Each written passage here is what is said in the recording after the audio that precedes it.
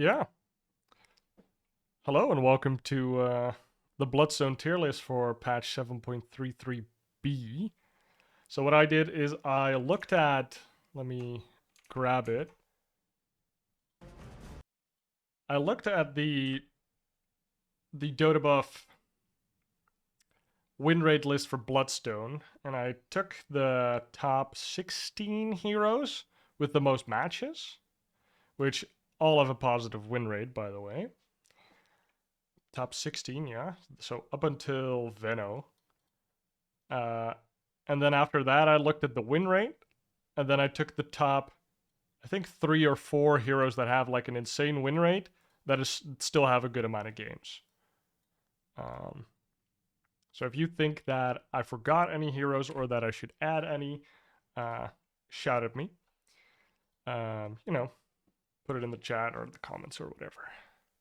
So first things first, let's look at Bloodstone. What does Bloodstone do? What do we get from Bloodstone? Well, Bloodstone gives us a bunch of health and mana. Cool.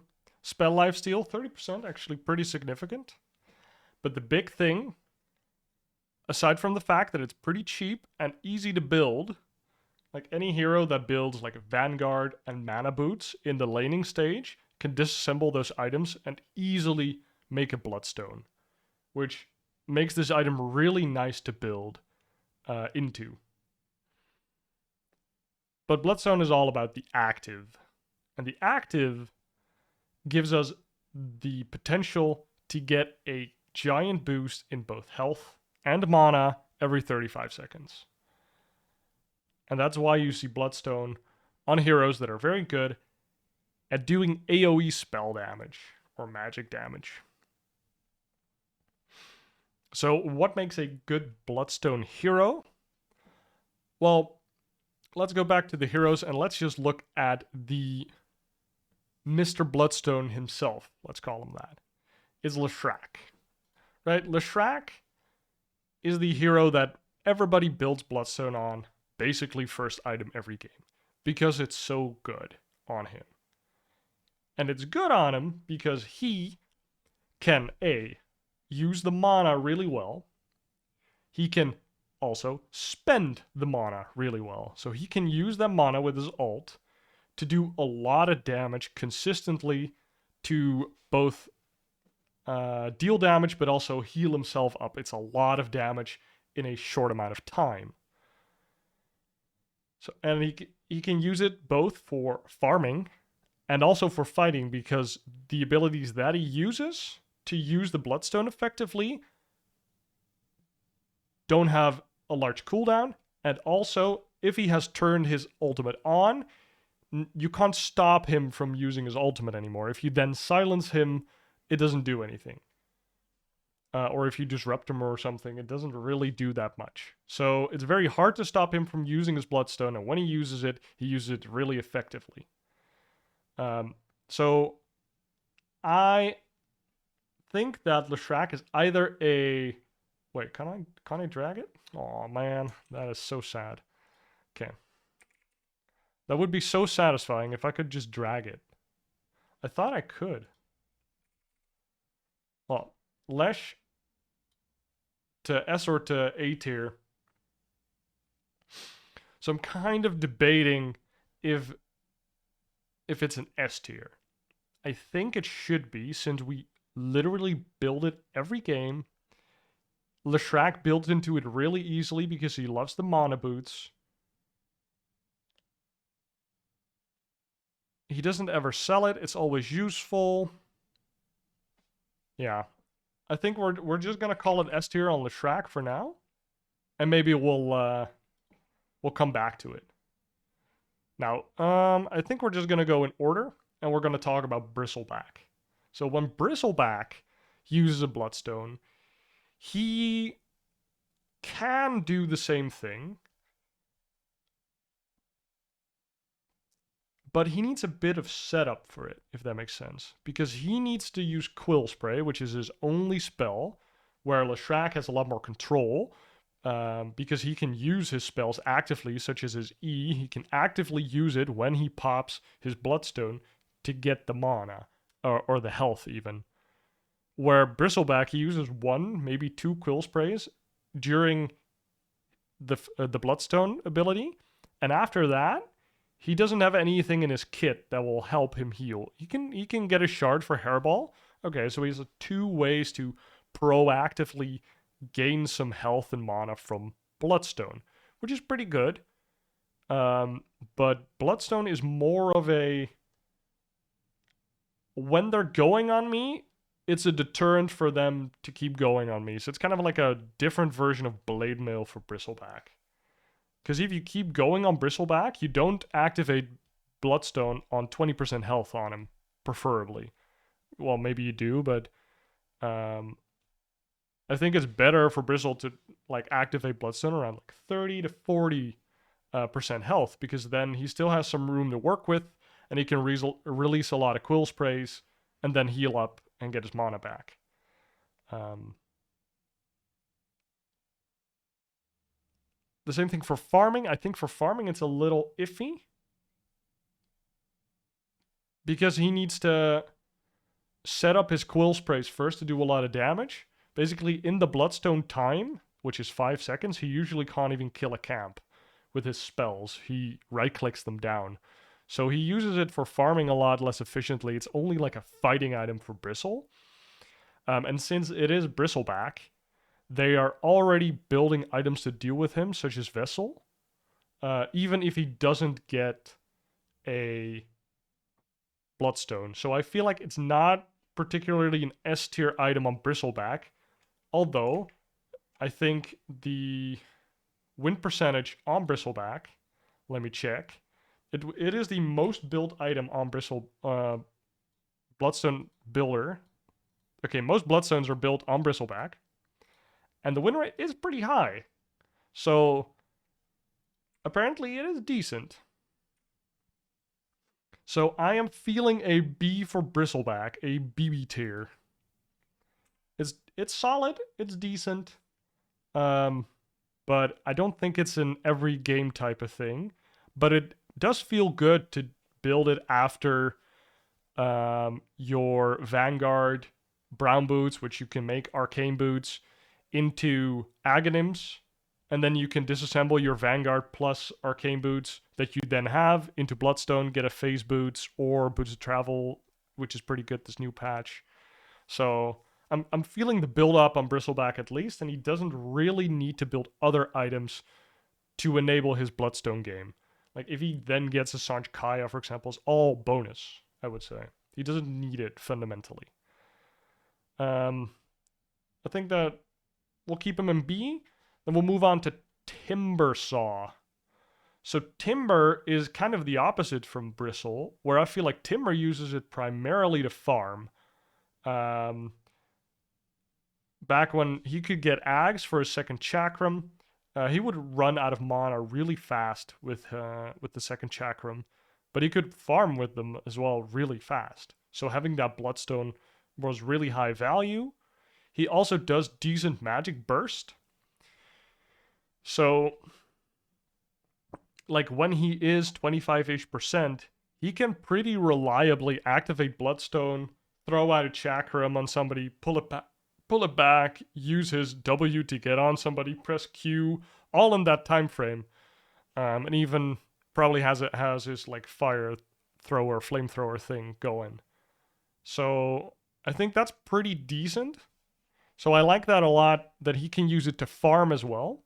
So it's a solid option for Timber.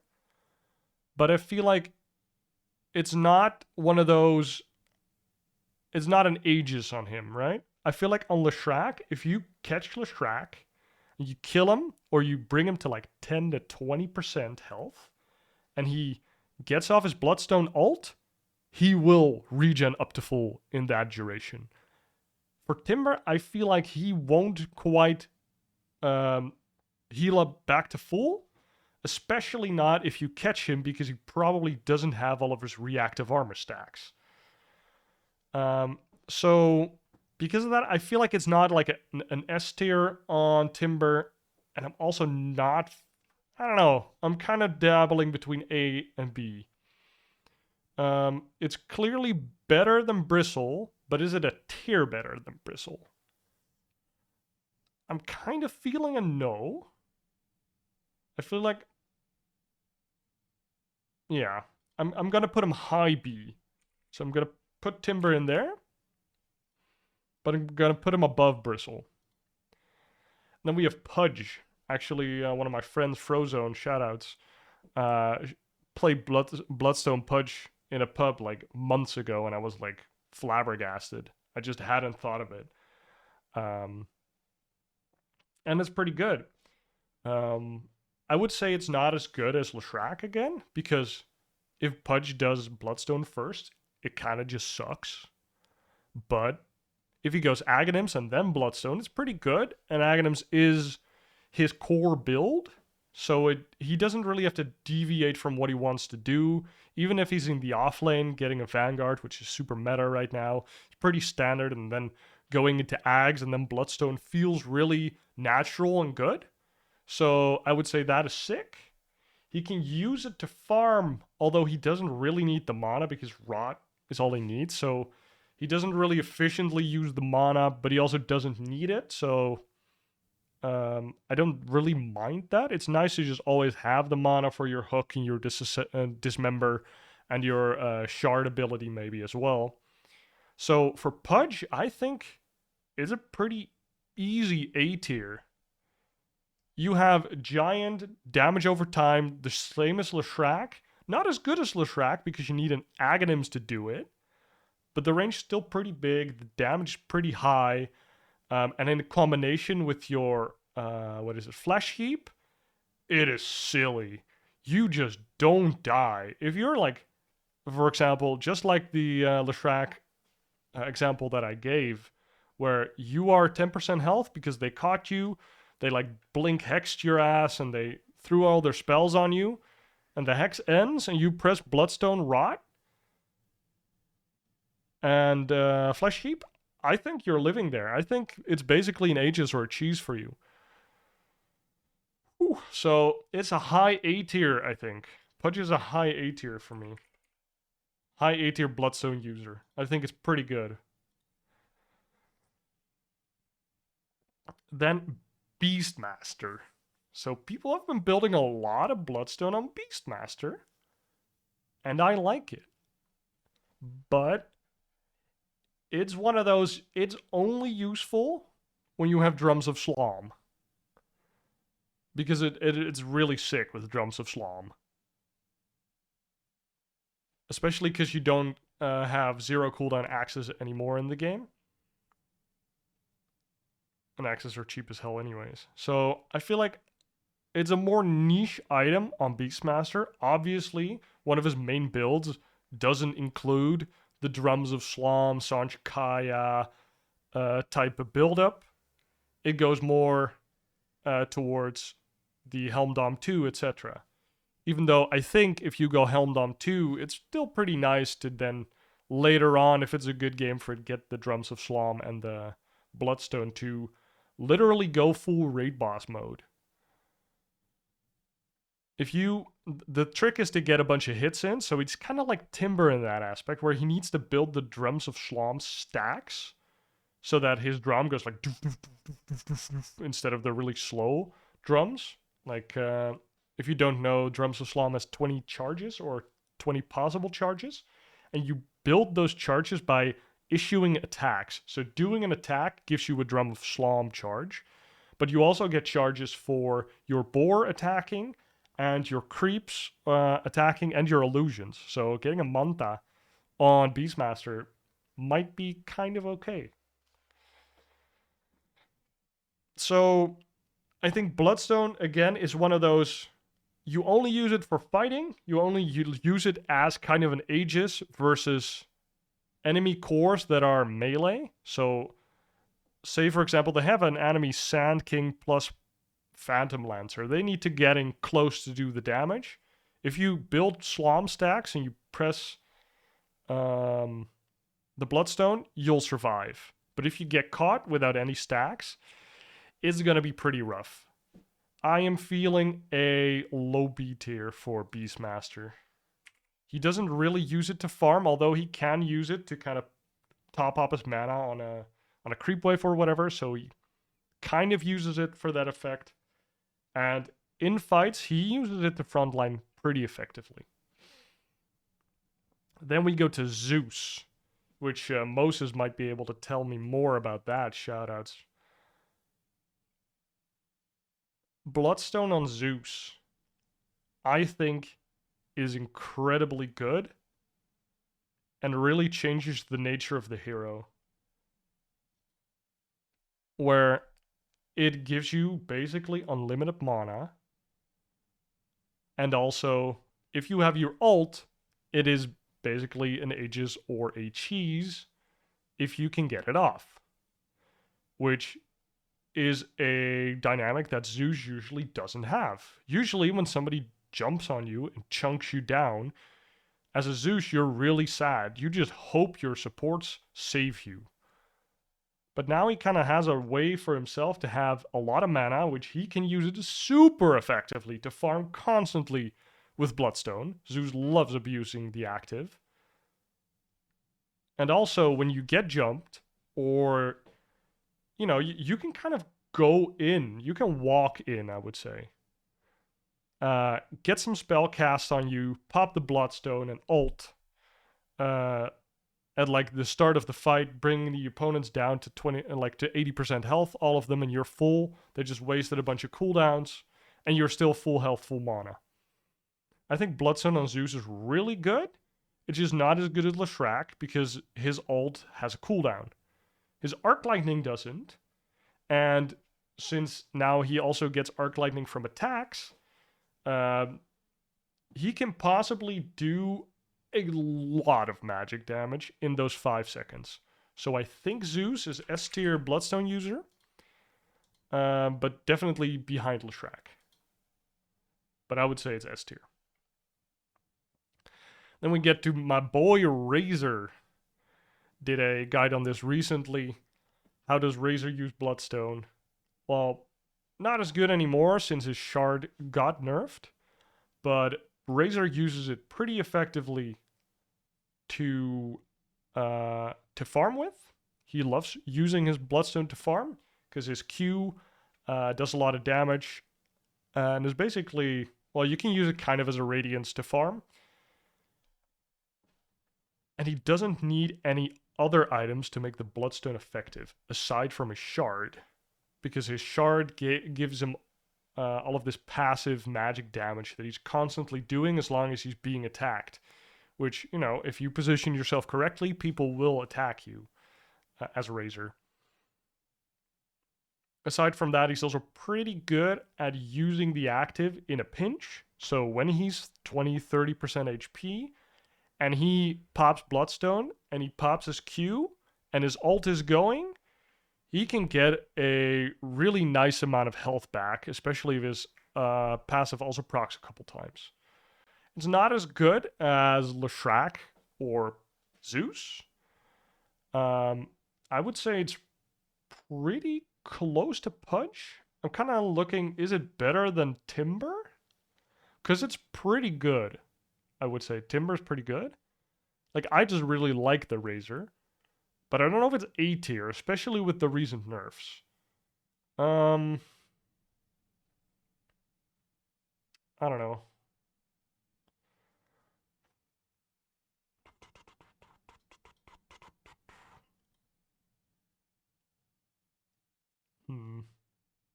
I'm so biased here. I want to give it A, but it might be B.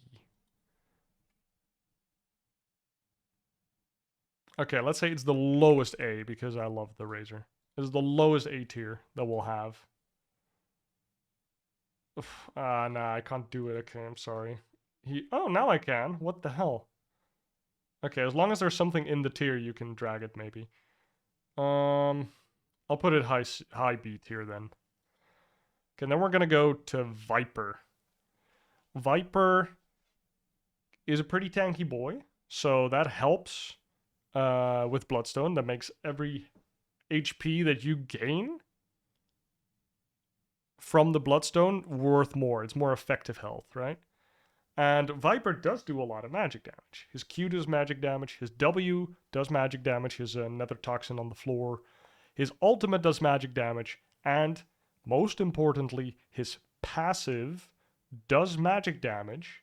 And you also have a level 10 talent that doubles that. And then you have an Aghanims that doubles it again, which makes you do, I think it's 200 magic damage per second, but we're going to check or not.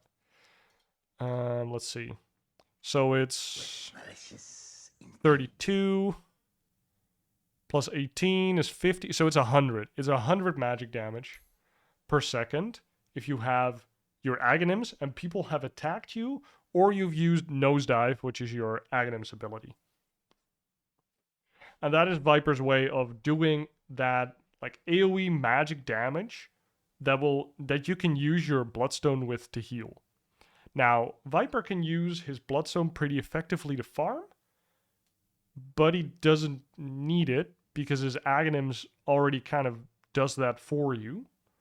So that kind of detracts from how good it is. And I think the big thing is when you get caught as Viper, even though you're pretty tanky, when 4 guys or 5 guys are going on you and they burst you the first time, and they get you down to like 15% health, and then you pop the Bloodstone, and they're all poisoned from the, I don't know what it's called, from your carapace, then you're only doing like 2 radiances worth of damage, and it's not going to be much more. Like you might get an ult off or a W or a Q, but it's all damage over time, so you're not going to get that burst of health. And then they're just going to launch a second volley of spells and attacks, and you just kind of die. So the Bloodstone isn't very good for being type of a cheese/Aegis item either. It's more of a, while I'm half HP, I might as well start popping it, especially if I already gathered some Q stacks on somebody, or I'm about to ult somebody, to kind of like, you can't use it as effectively as kind of like a panic button. It's more of a planned, get a lot of health back, and then it's a lot of effective health. So you can use it effectively, but I don't think it's very good. And that's why I think Viper is C tier. There are definitely games where if you have Sanj Kaya, Tarask, Bloodstone, and your Aghanims, you're just unkillable because they don't really have burst, you will not die ever as Viper. And it's glorious. Those games do exist, but sadly it's not very reliable. Name is Storm Spirit, which I didn't know people made Bloodstone on Storm Spirit, but it makes sense. I feel like it's the same as Zeus, where he uses it really effectively to farm, but he doesn't really use it very effectively to get himself out of dicey situations. So in a pinch, it's not super good, but it does literally solve all of the problems Storm Spirit has. Storm Spirit just needs more mana. And Bloodstone gives you that in oodles and oodles. Like, it just gives you so much mana. So I'm not a Storm Spirit player, so this might be a little, what do you call it? Underinformed. But I think it's pretty good. The value just isn't as high as it is for some of the other heroes. So I think Bloodstone on Storm is like a low A tier. Like, I don't see it every game. Like I see Witchblades, for example, every game on him. But I do think the value is definitely there. And in some games, it's probably super good. When he is guaranteed to get a lot of AoE damage off. Versus like a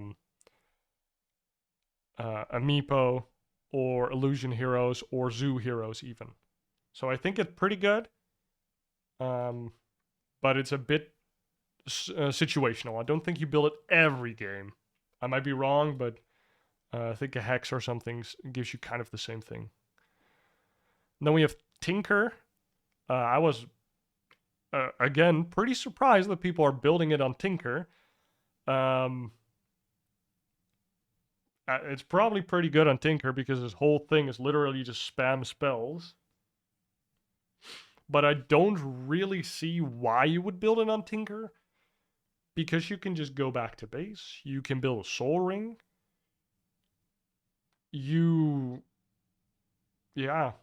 Like, when is it good? I think it solves your mana problems in, like, the mid game, where you want to shoot more rockets, but your teleport isn't fast enough yet that you can go back to base, and also your mana pool isn't big enough yet so that you can sustain the longer fights. So then you want to have the Bloodstone. But then the later the game goes, the more useless it becomes for you. And you probably sell it again for like a useful item, like a BKB, Hex, Shiva's Strength Blink type item. And like early, it's probably fine for farming, but then you don't have a Blink or... So I don't really see where Tinker would build it. Which is why I think it's a low B tier item, where it's probably good when you build it, but I need a Tinker spammer to basically say that we're completely wrong or completely right here. Oh, damn. Okay, let's make these about the same size again. Because I think it's good in the red games, but it doesn't have the same longevity as it has in some of the other heroes. Then we move on to Sand King. My man Sand King. I think it's pretty cool on Sand King. Sand King is all about sitting in a sandstorm and saying like, nope, this is my area. What are you gonna do about it? And his sandstorm does a lot of magic damage. And his ultimate does a lot of magic damage. And I think his shard is the one where it gives you epicenters. Yeah, his shard makes you do magic damage. And his new Aghanims makes you do magic damage. His Q does magic damage. I don't know if his passive does magic damage. His passive does magic damage. So, he's pretty good. So, it helps him survive in a sandstorm when people come into a sandstorm to challenge him. So, he's kind of like a Monkey King in that sense. Where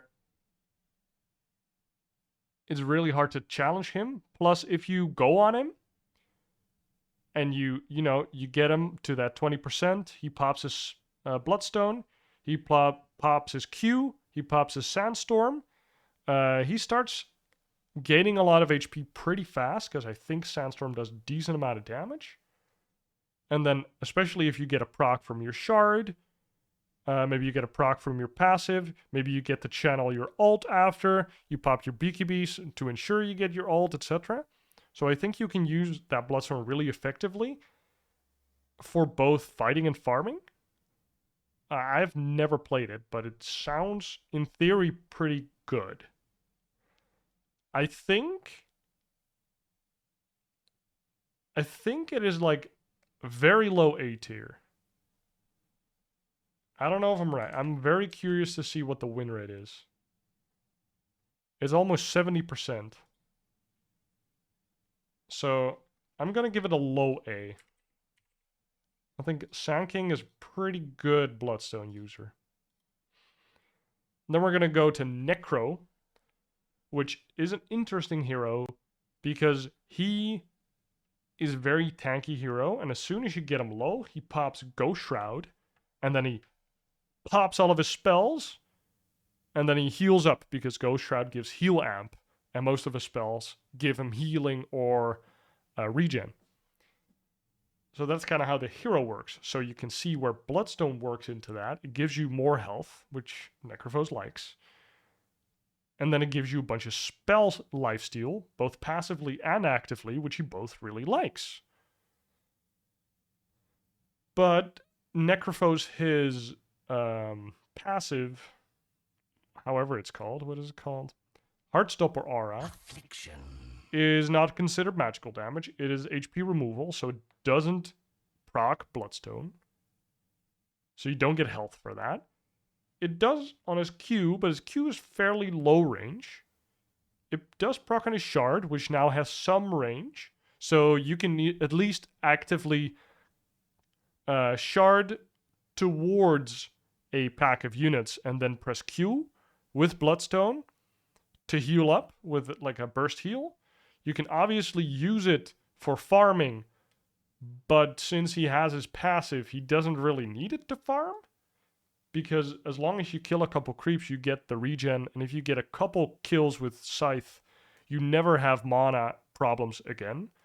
So it's only really an HP tool for Necro. And that's why Dagon tier exists. I think Dagon, as some of you might know, where is it? Here it is kind of a mini Bloodstone right now. Because it gives stats, so it's really nice. It gives spell lifesteal passively. Bloodstone also does that. And it also gives you healing when you do damage. So it also kind of gives you the thing you want Bloodstone to give you. So I think that for this particular hero, Necro, it is more valuable to have this Dagon because he does more damage with it, sets up his own Reaper Scythe. He will heal from it instantly, and under his Ghost Walk, he will heal a lot. I just think that's better than popping your Bloodstone, pressing Q, pressing Shard, and then being like, I hope I have enough health. Because now you can do all of that in Ghost Shroud and then Dagon. And then Dagon can get upgraded and actually make you really scary. Because you can put people into Reaper Scythe range super fast. And actually make it a 4v5. And still be pretty tanky because of all the stats.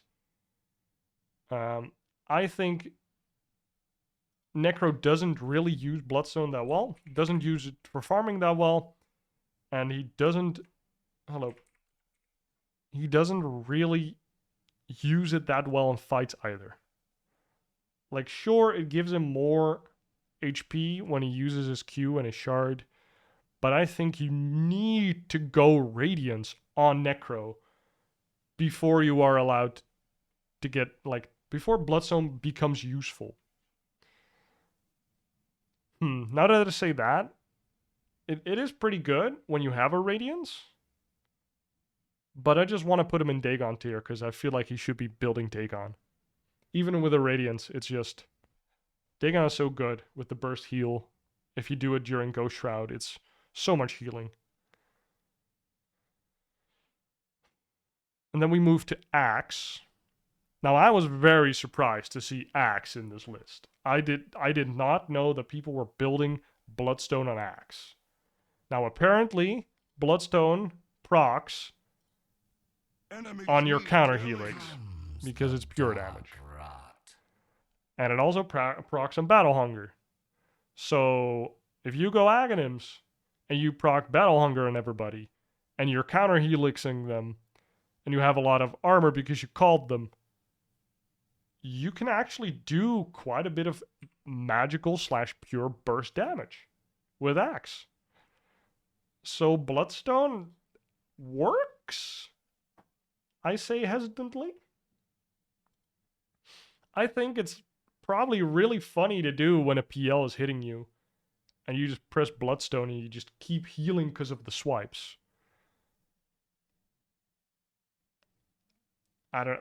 Maybe most games you're probably better off getting a Heart of Tarask or a Crimson or something. But the trend holds true where it... In the past, it used to be Blink BKB. Now we're all moving towards Aghanims plus Bloodstone. And that is kind of the build that I foresee for Axe when he goes Bloodstone. I don't think it's particularly good, but let's check the win rate on it. It is apparently 70% win rate. 10k games, 7k 1 games. So it's not completely dog water. But I don't want to say it's that good. So I think it is C tier, but is it better than Viper or worse than Viper? I don't know. I think it might be better than Viper because you do control a lot more how much you're going to heal. You don't use the mana that much, but I think it does make you deceptively tanky in very specific situations. Wait, did I just drag it in? I did. Okay. And then we have Bloodseeker. Now, if you've been watching the stream lately, I've been loving the Bloodseeker. Getting Blood Mist, Radiance Blood Mist, or Maelstrom Blood Mist into Bloodstone with a cloak. You need the cloak, otherwise you kind of kill yourself with Blood Mist. Has been really fun. If the opponents only have like one range carry max, like one ranged core, you can just run in with Blood Mist and wreak havoc. As long as you're hitting, I think it's like 3 enemies, you're probably out healing the damage the Blood Mist is doing to you because you are doing a set amount of damage to yourself. I think it's like 7% of your max health. And you're doing that damage to everything around you, kind of like a Leshrac. Well, kind of exactly like a Leshrac, although Leshrac doesn't kill himself for that. So it's more like a souped up rot from Pudge. But it's a lot of damage. And so you can out heal it and just keep doing that. And it's really fun.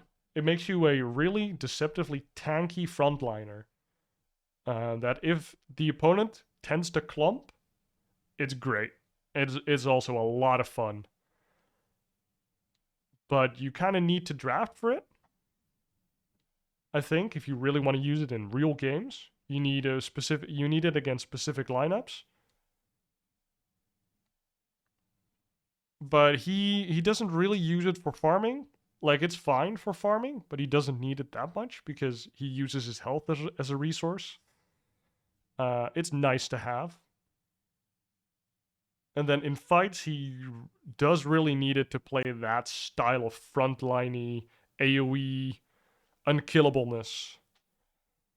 So I am tempted to give him a low B, but I think it's better than Beastmaster because I've tried both and I feel like Bloodseeker is definitely more reliable. Maybe Beastmaster is too high up, but for now I think Bloodseeker is just a B tier Bloodstone user.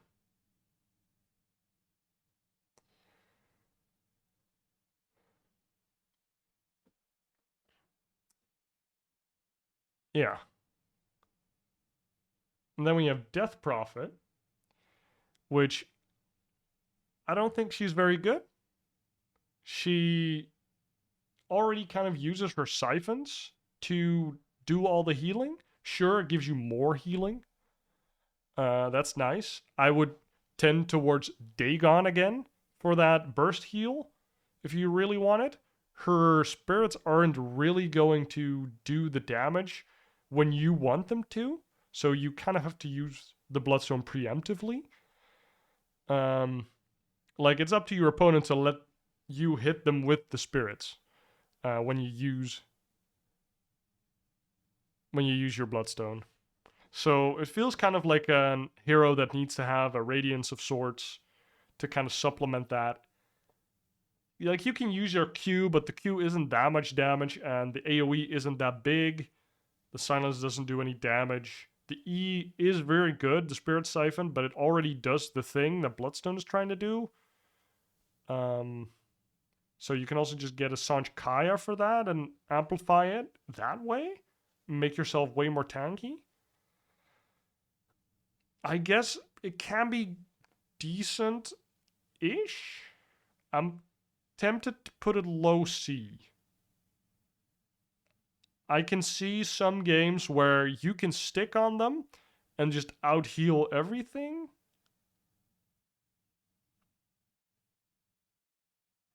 Although, now that Octarine doesn't give range anymore, I feel like it's really hard to stay in range of people like that. So, I think we're gonna give DP the high Dagon tier. Where I feel like Bloodstone just isn't that good on her. I'm surprised people are building it. What is the win rate on it? It is 53%. Okay. Okay. Whew. Whew. Next is it's Venom Mancer. I also think this one is Darkwater.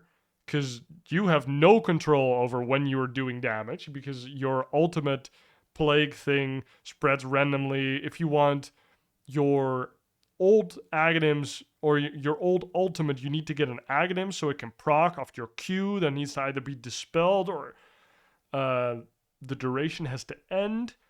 Like, it's really hard, I feel like, to control with Veno when you are doing a lot of damage while you are low HP and need to use the Bloodstone.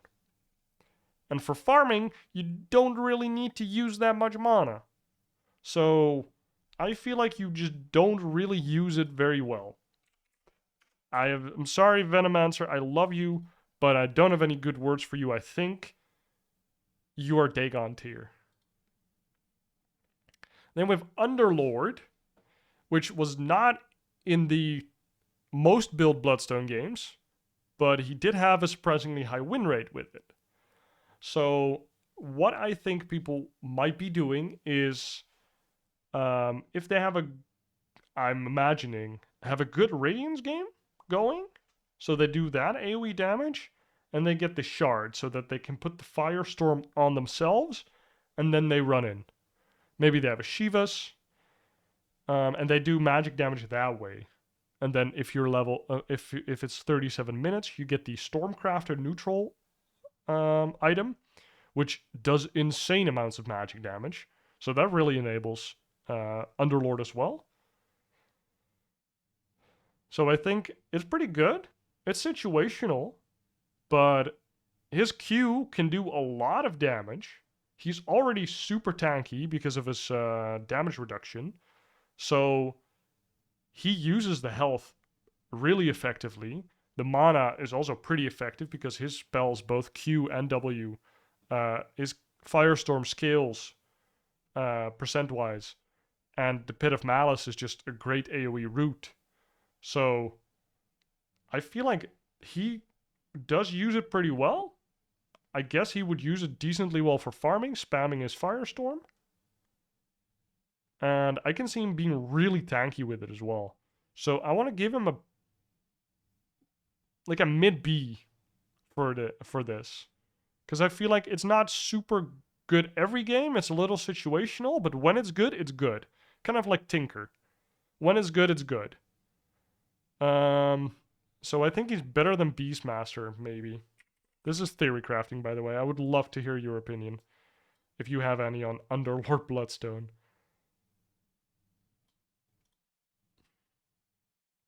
Then we go to Queen of Pain. Now, Queen of Pain does do a lot of magic damage. She can do it with her shard, she can do it with her Q, she can do it with her E, she can do it with her ultimate, and also her Aghanims allows her to do it even more. I would say Dagon's probably also pretty good on her to do that burst, but I would say that her Scream of Pain, her E, does do a pretty big AoE damage. Her Sonic Wave, of course, also does that. Kind of like Zeus, but not global. And so you can control when you fully heal up. But I don't know if it's Queen of Pain's shtick to Bloodstone in a fight, right? Like, Bloodstone would be more of a, she blinks in, uses her Q, but not her E and R because she needs those to heal up if she gets gone on. She could use it for farming, I suppose. I haven't played Queen of Pain in a long time, so I don't know if she has giant mana problems whilst farming. I would imagine it's really nice to be very liberal with your mana, though. She can make arcane boots in lane, probably, but she doesn't build the Vanguard. I feel like it would kind of be a very budget Storm Spirit type of Bloodstone use. But with Storm Spirit, I know you can spend all of the mana, where in Queen of Pain, I feel like... Hey, babe. With Queen of Pain, I feel like she can't spend all of that mana. I think if you're making... I feel like if you're making it on Queen of Pain, you need to be like playing off-lane Queen of Pain. With like Greaves Pipe or something. Make the health even better. And then you shard Blink in onto the backline or onto the core. And you throw your Aghanim's Q. And then people go on you, and then you pop the Bloodstone, and you press E, and then all the Aghanim's daggers go off, and then you heal a bunch, and I don't know. You can like bait a lot of spells and heal with it and make it worth it because you have all those aura items. So I feel like Queen of Pain is only good when it's like an offlane Queen of Pain. And even then it's debatable. But it's not Dagon tier. Skywrath Mage. He loves mana. He loves having a lot of mana. I can see him using it. Yeah, probably a mid Skywrath can build it. He doesn't build, well, he goes Arcane Boot probably. It's not that expensive. Yeah. It's probably fine if your problem is the fact that you don't have mana on your Skywrath Mage. But I feel like usually that isn't the problem on Skywrath Mage. Usually the problem with Skywrath Mage is that he dies. Which I guess you're solving a little bit. If you save your ultimate. Maybe with Phylactery, it can be kind of okay. Like, it enables him to do way longer fights, I guess. Way longer. Huh.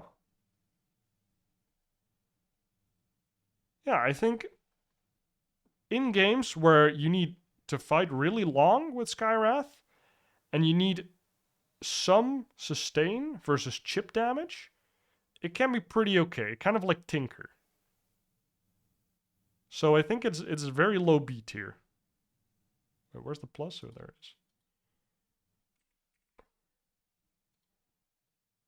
Okay, so B tier is pretty big. I don't find that a problem. And then we have OD.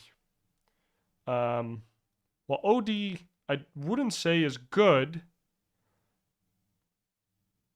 but now with his recent, is it Aghanims or Shard?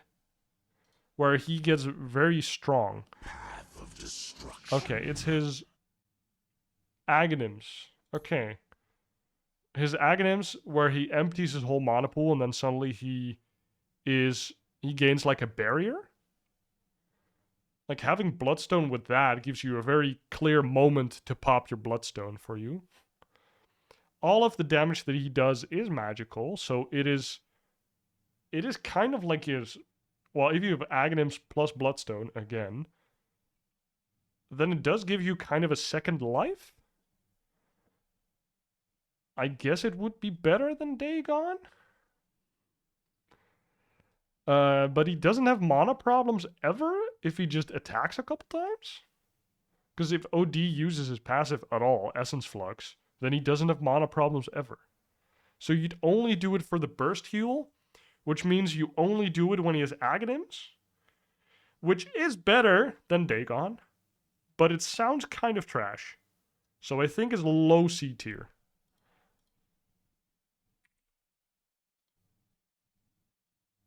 Yeah. Okay, that's it. That is the Bloodstone tier list for 7.33B, with all of the discussion that goes with that. I hope you guys enjoyed. I will be making a Bloodseeker Bloodstone guide really soon, I think next week. So keep an eye out for that. And until then, cheers.